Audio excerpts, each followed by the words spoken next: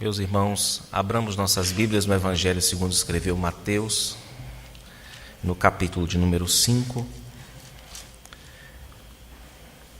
e ouçamos a leitura de dois versículos, o de número 31 e o de número 32.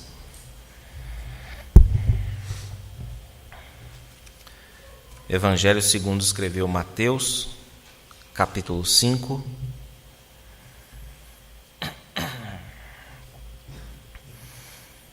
versículos 31 e 32, que nos dizem assim: Também foi dito, aquele que repudiar sua mulher, dê-lhe carta de divórcio. Eu, porém, vos digo, qualquer que repudiar sua mulher, exceto em caso de relações sexuais ilícitas, a expõe a tornar-se adúltera, e aquele que casar com a repudiada comete adultério. Amém.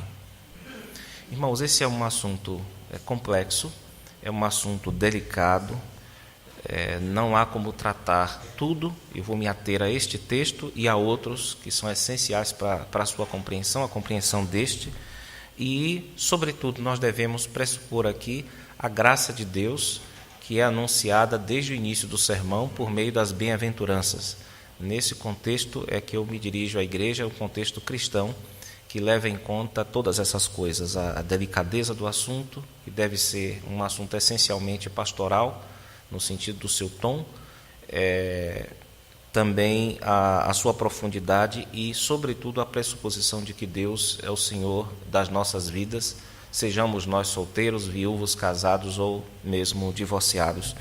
Hoje, quando o assunto é divórcio, mais ou menos maridos e mulheres, esposas, estão em pé de igualdade perante a lei, com uma ligeira vantagem para as mulheres, já que elas têm uma retaguarda legal, parece-nos bastante forte hoje em relação ao homem, mas nem sempre foi assim, irmãos. As coisas nem sempre foram assim, e antes os homens é que tinham um considerável poder, e só não tiveram mais porque a lei de Deus, como nós vamos ver, e o legislador, sobretudo o intérprete final da lei de Deus, que é o próprio Cristo, refrearam esse poder dos homens, ou o poder que os homens tinham sobre as mulheres, no sentido mais negativo dessa palavra, irmãos. O texto que nós lemos trata exatamente sobre isso. Acima de tudo, o que Jesus nos ensina aqui não é sobre o divórcio, mas sobre a fineza do casamento, sobre a importância do casamento, sobre a dádiva de Deus para o homem, que é o casamento, que não deve ser danificado primeiro pelo adultério. Notem que essa passagem está relacionada intimamente com a anterior, sobre o adultério, versículos de 27 a 30, e também não deve ser danificado pela exposição da esposa ao adultério. Então, o texto ainda fala sobre o assunto da quebra do pacto conjugal, embora agora sob uma nova ótica, falando sobre não mais adultério, mas divórcio. O versículo de número 31, irmãos, o nosso Senhor está aqui resumindo uma discussão antiga e prevalecente ainda na sua época, no primeiro século, que procedia de Deuteronômio, no capítulo 24, os primeiros 4 versículos, que eram usados como base para aqueles que pretendiam se divorciar. Então Jesus diz aqui: também foi dito, aquele que repudiar sua mulher, dê-lhe carta de divórcio. Ou seja, ele está aqui ecoando uma tradição que as pessoas já não precisavam mais ir lá em Deuteronômio ler, mas simplesmente falavam: olha, caso você queira se divorciar, basta que você redija um documento apropriado e entregue para a sua esposa, para que ela seja despedida das suas obrigações conjugais. Isso está em Deuteronômio capítulo 24. Eu pedi aos irmãos para que, por gentileza, abram esse texto, nós vamos lê-lo daqui a pouco, mas porque ele é o referente de Jesus Cristo enquanto ele está falando aqui. Isso é Deuteronômio 24, de 1 a 4, sem tirar a mão do nosso texto de Mateus capítulo 5. Nesse texto, irmãos, de Deuteronômio capítulo 24, na abertura até o versículo 4, se um homem se casa, o texto nos diz, e acha uma coisa indecente vejam na abertura, né? Se ele encontrar uma coisa indecente na mulher e ele se contrariar, ele deveria lavrar um termo, uma carta de divórcio, chamada de get na época, e essencialmente essa carta dizia isto: a partir de hoje você fica permitida a todos os homens. Significa que você não tem mais uma relação de exclusividade naquele ponto em que nós somos exclusivos, né? Na relação íntima, né? E baseado nisso as pessoas começavam a se divorciar, né? Mas Jesus pretende mostrar que essa não é nem a leitura única possível e nem é a mais correta. Na verdade, não é correta de modo algum, não é a mais exata aqui. A expressão do versículo 1 desse texto de Deuteronômio 24, que é achar coisa indecente, era muito disputada. As pessoas discutiam muito o que significava essa expressão, que justificava o divórcio, né? Você achar algo indecente em sua esposa. Nós sabemos que não se referia especificamente a adultério. Por quê? Porque Deuteronômio 22 já tem uma regra para adultério, é que a mulher seja morta, né? Que ela seja executada. Então o texto devia tratar de outro assunto aqui. Esse indecente não deveria ser adultério, mas algo talvez menos grave, digamos assim, que não foi coberto aqui por Deuteronômio 22 e que tinha menos força, portanto, pelo menos no século I, quando Jesus pronunciou as palavras do Sermão do Monte. Nesse tempo, irmãos, no período em que Jesus esteve aqui na terra, naqueles 3 anos, as opiniões estavam resumidas em pelo menos 2 escolas principais, as escolas dos rabinos, né, dos mestres de Israel. Uma dessas escolas era do rabino Hillel, que era uma escola mais liberal no sentido dos costumes e que defendia que a palavra indecente, coisa indecente ser achada, significava algo que tinha a ver com o gosto, com a subjetividade do marido. Então, dentre aquilo que nós sabemos, podia incluir um defeito físico que ele encontrasse na mulher depois que ele se casasse com ela, que ele não tinha percebido. Pode incluir também infertilidade da parte da mulher, o que trazia vergonha, né, a alguém em Israel não poder ter filhos, e também podia até incluir uma refeição ruim que a mulher tivesse feito. Então, se ele não gostou do que a mulher tinha feito, ele podia lavrar um termo de divórcio e despedi-la segundo as tendências encontradas nessa escola de Hillel. Na história, essa visão que banalizou, né, o divórcio, que tornou o divórcio bastante barato, acabou prevalecendo entre muitos. E até hoje, quem manda no mundo parece que é a escola do Hillel, né? Porque parece que a coisa é meio guiada pela subjetividade humana. Nesse caso aqui, o casamento é um papel, né? É um contrato que a pessoa faz e pode ser dissolvida pela mesma vontade que o assinou, não é? A segunda escola, irmãos, era de um rabino mais rígido, chamado Shammai também, que ensinava acerca dessa coisa indecente como sendo relacionada a assuntos sexuais, não necessariamente, precisamente o adultério, mas a assuntos sexuais, como, por exemplo, uma mulher que não era mais virgem, mas que o homem descobriu depois da noite de núpcias, ou então uma mulher que tinha uma postura de incontinência, em relação a sexo, em relação a desejo, ele podia também liberá-la, não é? Liberá-la por meio da carta de divórcio. Em Mateus, no capítulo 5, versículo 32, Jesus parece apoiar inicialmente essa visão mais rígida, a visão mais rígida de Shammai, não é? O versículo 28 diz assim: eu, porém, vos digo, estou aqui em Mateus 5, 28, eu, porém, vos digo, qualquer que olhar para uma mulher, perdão, irmãos, 5, 32, eu, porém, vos digo, qualquer que repudiar sua mulher, exceto em caso de relações sexuais ilícitas, a expõe a tornar-se adúltera, e aquele que casar com a repudiada comete adultério. Notem que parece que ele está pendendo para a visão do Shammai. Só que não. Só que ele está, na verdade, mais à direita do que Shammai. Ou seja, ele está sendo mais rígido ainda do que o rabino mais rígido de Israel. Ele está dizendo, não é por qualquer motivo e não é nem por causa de coisas que cercam o adultério, né? Questões sexuais. É pela própria quebra de pacto por meio da relação sexual ilícita fora do casamento. É isso que justificaria o divórcio. Porque ao mesmo tempo que ele faz aqui, irmãos, o que é que Cristo faz aqui, o nosso Senhor faz? Ele focaliza não a situação do homem no processo de divórcio, ele focaliza a situação da mulher. Isso foi algo assim que pegou todo mundo de surpresa.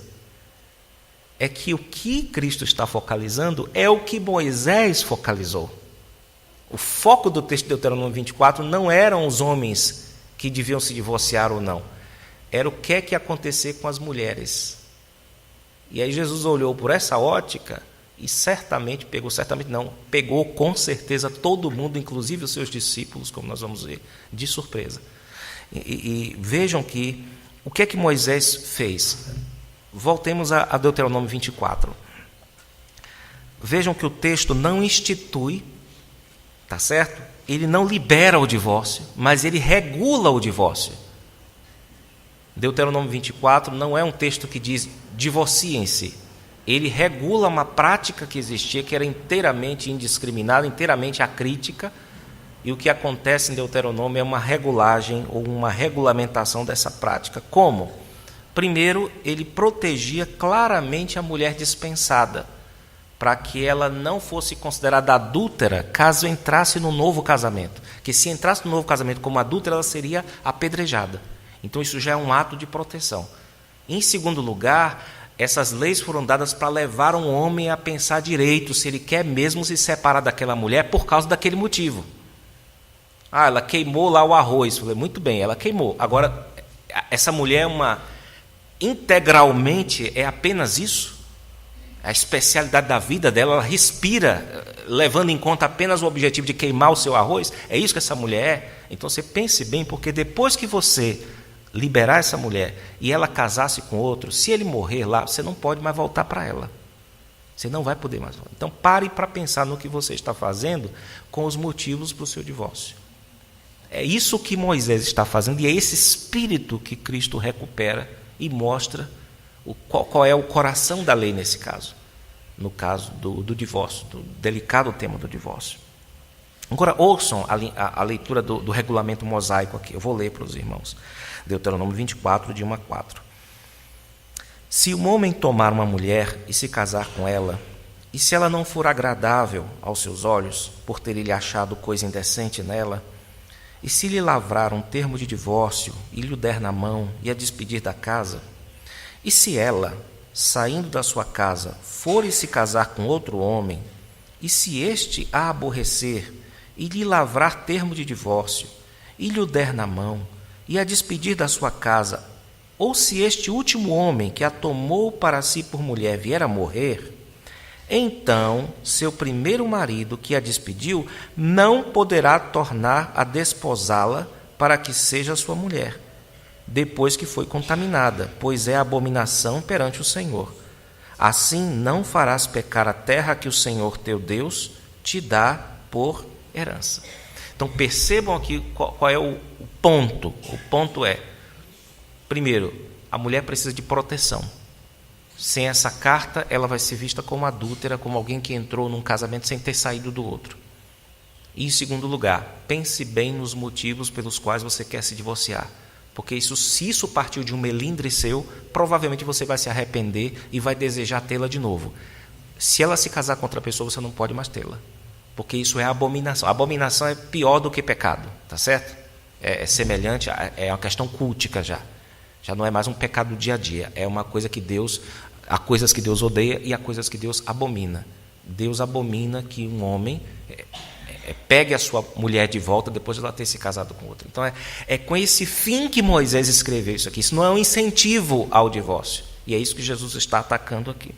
Agora, voltemos ao versículo 32 do capítulo 5, irmãos. Jesus diz que se não for por causa de relações sexuais fora do casamento, o discípulo que se divorciar, o seguidor dele que se divorciar, está empurrando a sua mulher e o novo marido dela para uma relação adúltera, simplesmente porque aquilo não é considerado diante de Deus como casamento, porque o outro não foi desfeito, não teve motivo suficiente para ser desfeito. E por causa do desprezo para com o casamento, as pessoas que fazem isso passam a ser cúmplices de um adultério. ou de 2 adultérios, no caso da mulher dele e do novo marido dessa mulher. Então a pessoa estaria usando a lei de Deus, supostamente a lei de Deus está sendo usada aqui para forçar a mulher a quebrar a lei de Deus. Então é um contrassenso total quando isso acontece, irmãos. E Jesus está dizendo, se não há adultério, o casamento continua. E as pessoas vão entrar em relações múltiplas de adultério se elas saírem daquela relação primeira em que não há adultério. E aquilo não pode ser anulado, portanto, por uma carta. Mandar uma mulher embora por capricho é promover, portanto, a quebra da lei.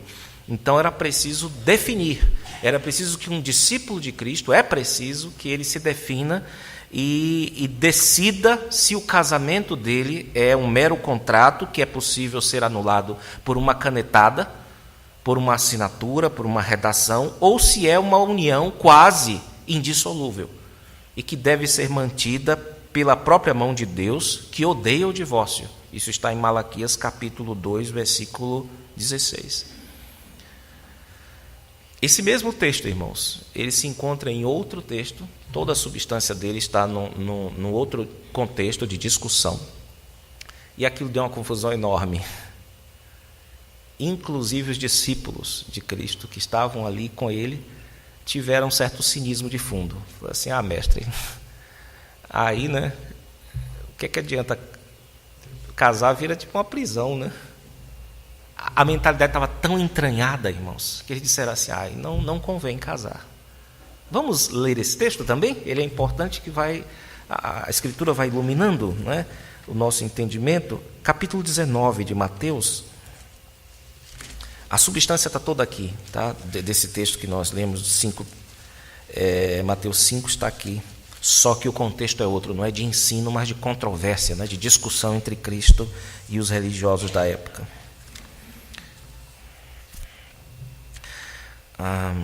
O texto diz assim, a partir do versículo 3. Eu vou ler de modo corrido até o versículo 12. Mateus 19, de 3 a 12. Vieram a ele alguns fariseus e o experimentavam, perguntando, é lícito ao marido repudiar a sua mulher por qualquer motivo? Que é a escola de Hilel. Então respondeu ele, não tendes lido que o Criador, desde o princípio, os fez homem e mulher, e que disse, por esta causa deixará o homem pai e mãe e se unirá à sua mulher, tornando-se os dois uma só carne? De modo que já não são mais dois, porém uma só carne. Portanto, o que Deus ajuntou, não separe o homem. Replicaram-lhe, por que mandou então Moisés, eu chamo a atenção aqui do mandou, tá?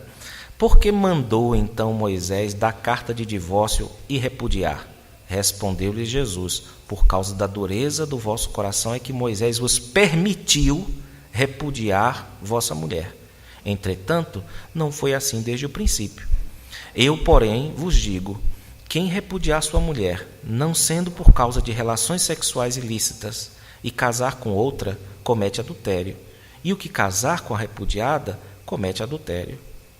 Disseram-lhe os discípulos, se essa é a condição do homem relativamente à sua mulher, não convém casar. Jesus, porém, lhes respondeu, nem todos são aptos para receber este conceito, mas apenas aqueles a quem é dado. Porque há eunucos de nascença, há outros a quem os homens fizeram tais, e há outros que a si mesmos se fizeram eunucos, por causa do reino dos céus. Quem é apto para o admitir, admita. Notem que o nosso Senhor conecta o assunto todo ao Éden. Ele diz assim, olha, vocês querem mesmo uma regra? A regra é 1 para 1. É isso. Então, o que Moisés estava fazendo era regular um descontrole que havia dessa regra. Então, a regra mesmo está no Éden, não está em Moisés. O que Moisés fez foi regulamentar uma situação terrível com o fim de proteger a mulher e conscientizar o homem do que acontece quando ele se divorcia por razões fúteis. Tá certo? A pessoa não deixa de ser fútil depois de cometer uma futilidade. Ela depois, lá na frente, vai ver isso. Então, é por isso que Jesus focaliza aqui, sobretudo no Éden, já que Deus não criou um harém para Adão, mas fez uma mulher apenas para ele, e ela devia ser a mulher de toda a sua vida, como de fato A informação bíblica nos diz que foi, irmãos. O texto, eu devo lembrar, é um texto para seguidores de Jesus Cristo. Se os irmãos quiserem um texto que trate sobre casamento misto, alguém que é casado com um descrente, aí vale a pena os irmãos estudarem 1 Coríntios capítulo 7, a partir do versículo 12, tá certo? Mas o texto aqui fala sobre os santos. E entre os santos, irmãos, o divórcio deve ser sempre visto como um problema, como a consciência de uma contradição. Ou seja, há uma contradição quando dois crentes resolvem se divorciar. Existe uma dificuldade de nós entendermos, já que nós estamos lidando aqui com corações que não são mais empedrados, mas são corações sensíveis. Jesus disse, olha, o divórcio acontece por causa da dureza dos corações. Bom, mas um crente é sensibilizado por Deus. Ele já não tem mais um coração de pedra, mas um coração de carne. E outra, quando nós pensamos nessa questão entre dois irmãos de fé casados, nós devemos pensar, sobretudo, na relação suprema entre eles, que não é como marido e mulher, é como irmão e irmã em Cristo. Porque é isso que vai prevalecer depois que tudo se acabar. Um dia o casamento vai se acabar, mas a irmandade em Cristo nunca vai se acabar. É por isso que é estranho, realmente, a ideia de não ter perdão, de não ter reconciliação para um casal que se diga cristão. E Cristo está fortalecendo aqui a questão do casamento, embora claramente ele abra a cláusula de exceção aqui, dizendo, por causa do adultério, isso pode acontecer, mas não significa que deva acontecer. É possível a um crente perdoar a esposa que o traiu, e o contrário também. É possível a esposa perdoar o irmão, o marido que a traiu. Isso é perfeitamente possível, considerando a nossa irmandade em Cristo, não que o homem mereça nem a mulher, mas nós somos chamados para perdoar uns aos outros. Por que isso não incluiria o cônjuge? Por que isso não incluiria a mulher ou o marido? Então nós precisamos de uma visão clara, irmãos, deste assunto, e quem não a tiver tenderá para a escola de Hilel. Então quem não entende nada quando casa, quem não procura se informar, entender o que acontece quando a gente casa com outra pessoa, inclusive na fé, vai pender para a escola de Hilel, que é essa escola mais subjetiva. Dizer assim, eu não gosto mais dela, eu não a amo, e a pessoa vai passando por cima de filho, vai passando por cima de neto, vai passando por cima de emprego, vai passando por cima de igreja, passando por cima de Bíblia, passando por cima de promessa, passa por cima de tudo, e sacrifica essas dádivas de Deus todas no altar, que é o altar da felicidade. Eu quero ser feliz. E nisso aí, simplesmente por isso, ela transforma o divórcio no chamado assunto do coração. Chamam de... Foi incompatibilidade de gênios, que é uma piada do demônio, porque, ora, você é incompatível até com você mesmo, quanto mais com a sua mulher. Então, todo mundo é incompatível, irmãos. A gente não, como é que pode dois pecadores amarrados por um jugo serem perfeitamente compatíveis? Não são. Então, isso é uma piada do demônio para empurrar as pessoas para desobedecer a lei de Deus, para quebrar a lei de Deus. Um antídoto para isso, particularmente eu conheço, é ter uma visão do casamento que vai além dessa, que é mais romântica, que é mais subjetiva, e entenda o casamento de acordo com não apenas suas origens maravilhosas, mas os seus propósitos sublimes. O propósito do casamento não é te fazer feliz, não é isso. Tomara que você seja no seu casamento feliz. Mas o propósito último do casamento não é esse. O propósito último do casamento é te preparar para um casamento, tá certo? Que torna esse casamento uma imagem pálida. É o casamento de Cristo com a sua igreja. Nós somos chamados de noiva do Cordeiro. Você é parte dessa noiva. Você está em processo de noivado. Você está próximo de se casar. O casamento está integrado nisso aí, como a solteirice, a viuvez, tudo mais. Então, todos nós constituídos, irmãos, como igreja, somos a noiva de Cristo. E nós estamos nos preparando para nos casar com Cristo. O casamento está dentro disso. Se você olhar isso como o final, o ponto último do casamento, seu casamento começa a ter uma abertura. E você escapa dessas armadilhas da escola de Hilel, irmãos. Só que o divórcio perturba esse imaginário. Quando você está lá casado, você diz, poxa, eu consigo ter uma clareza maior dentro do meu casamento de como será o casamento de Cristo com a igreja. Mas quando você se divorcia, esse imaginário ele é fragmentado, ele é picotado. Porque o seu futuro não é um divórcio, o seu futuro é um casamento. Então é importante para que os crentes tomem em consideração isso. Nós nos casamos como parte da nossa preparação para o casamento, como noiva do Cordeiro que somos, irmãos. E outra, essa é a relação que vai ficar. A relação que vai ficar não é a sua relação conjugal. Seu esposo muito queridinho, sua esposa muito amada, eles vão morrer. Mas vai ficar um vínculo entre vocês, que não é o vínculo conjugal, senão você não podia, um viúvo não poderia se casar de novo. Vai ficar o vínculo da irmandade em Cristo. E é dessa que nós devemos cuidar acima de todas as outras. E a maturidade de um casal, irmãos, no decorrer do tempo em que eles estão juntos, consiste nisso, em que eles se foquem cada vez mais na irmandade que eles têm em Cristo, porque é isso que vai sobreviver, isso que vai ficando cada vez mais forte, enquanto que tudo mais vai ficando cada vez mais fraco. A sexualidade vai fenecendo, a relação com os filhos vai se despedaçando naturalmente, porque os filhos vão saindo de casa, tudo mais vai perdendo força, menos uma coisa, quando tem, é a irmandade em Cristo. Então, qual é a posição correta de um casal que não quer se divorciar? É olhar o outro cada vez mais como seu irmão na fé.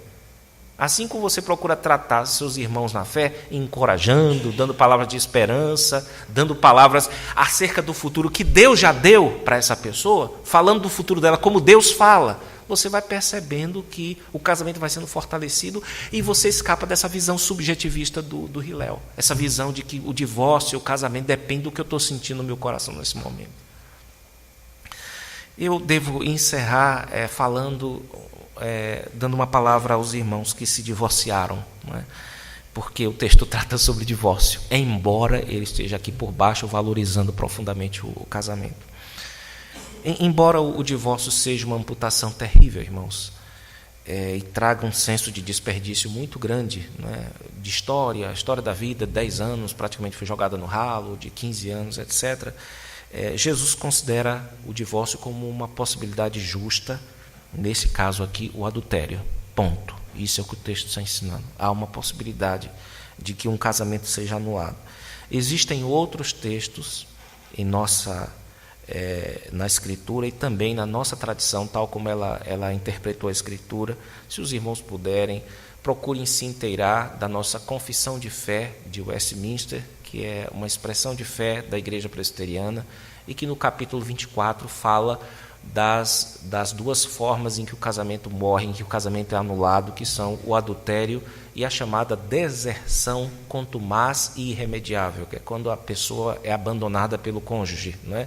Isso torna o casamento inválido, mas isso não é por Mateus, mas por Coríntios, porque a gente está argumentando com a Bíblia inteira. Então, se vocês puderem, confiram depois, Confissão de Fé, capítulo 24, que trata sobre os motivos para divórcio.